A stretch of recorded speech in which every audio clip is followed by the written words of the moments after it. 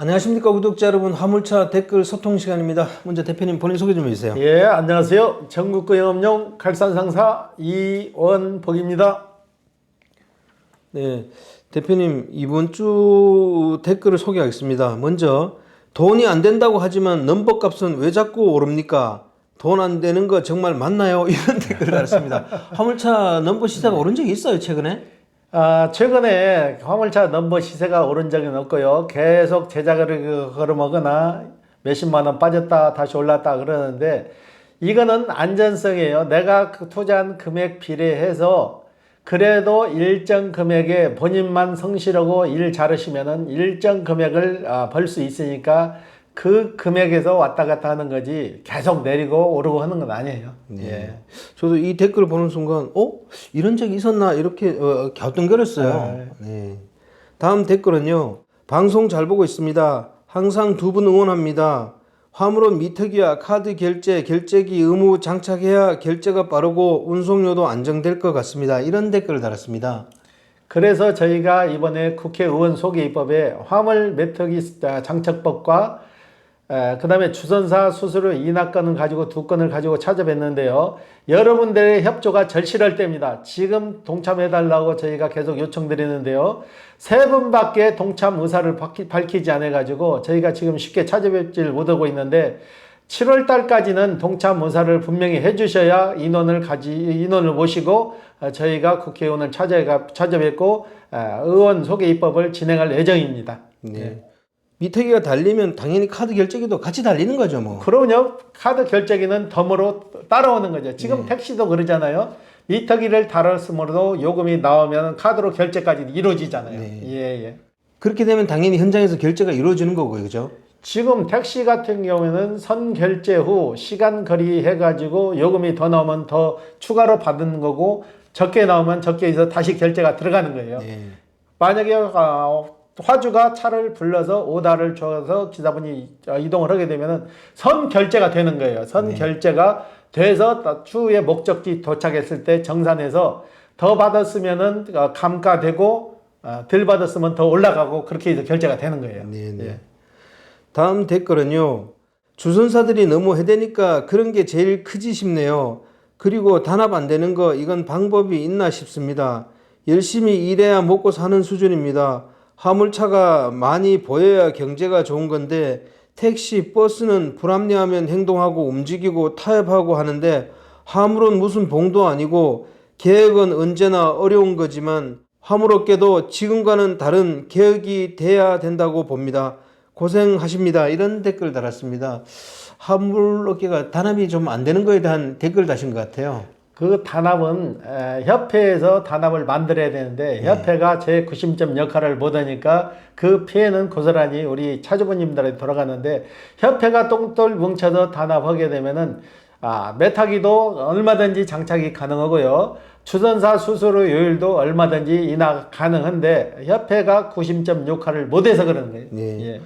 모든 단체는 협회가 구심점이잖아요. 그러면요. 근데 그 구심점 역할을 하는 협회가 회원들한테 회비 받는 거에만 급급했지 회원들한테 정말 필요한 거는 못 해주고 있는 거죠. 네, 그렇습니다. 다음은 이런 댓글이 달렸습니다. 화물운님 30년 전 그대로 택시처럼 메타기로 요금제 만들어라, 이런 댓글을 달았습니다.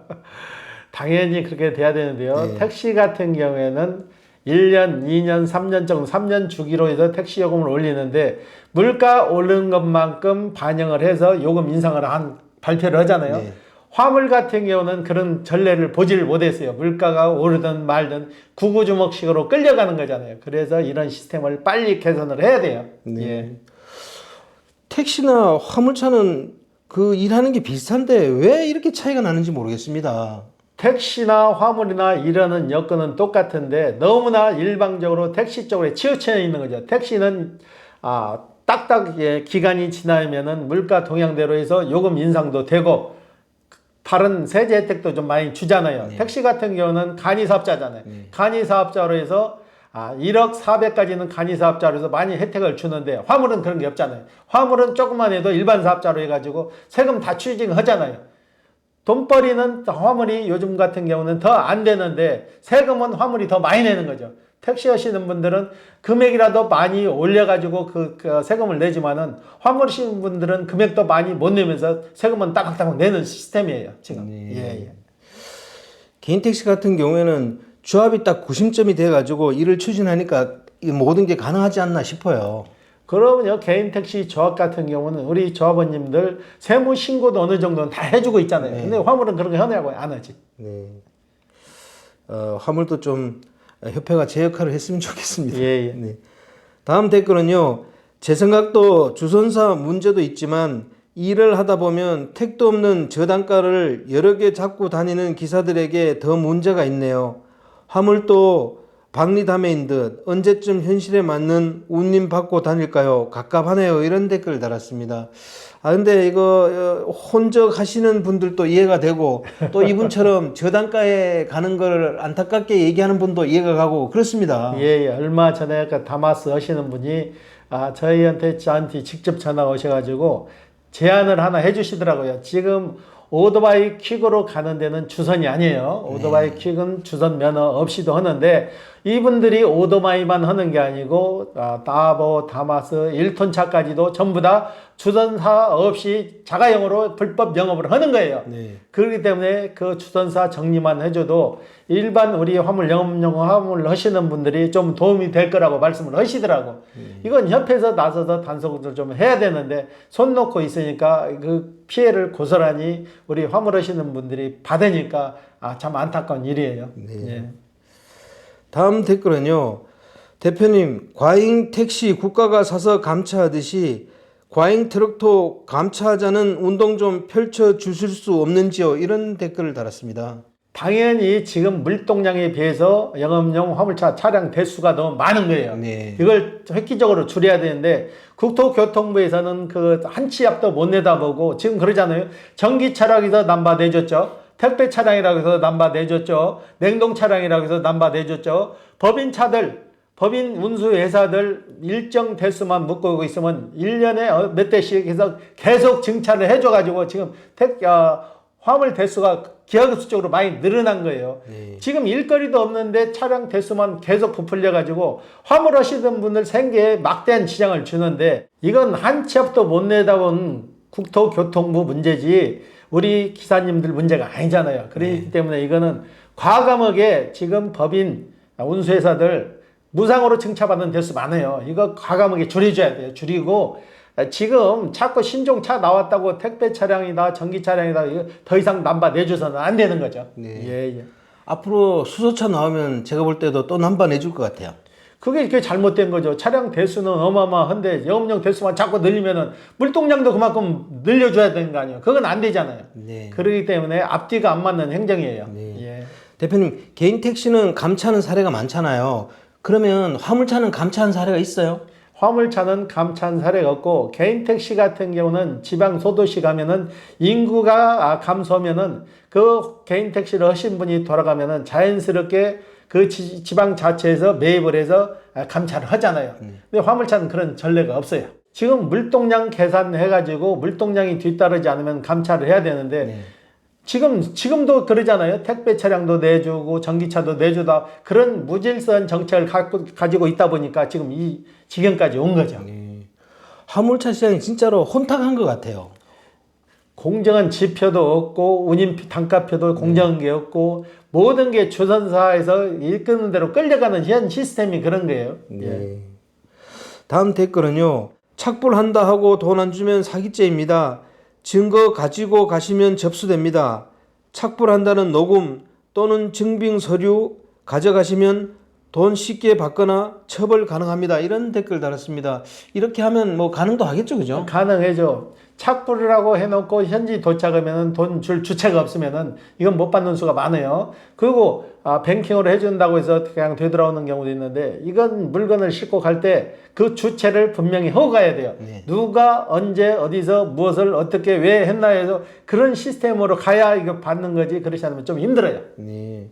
화물 차주분들도 일하실 때 이런 걸 염두에 둬야 될 것 같아요. 그렇죠. 착불이라고 해서 무조건 믿지 마시고 착불해서 누구한테 받아야 되는지 그것까지 알고 가셔야 돼요. 그래야 그분한테 뭘 받든지 착불이라고 되면 언제까지 해주겠다는 뭔가 징표를 하나 받아갖고 야 돈을 받을 수 있는 방법이 있지. 그분을 못 만나면 돈 받는 방법이 힘들어지잖아요. 네네.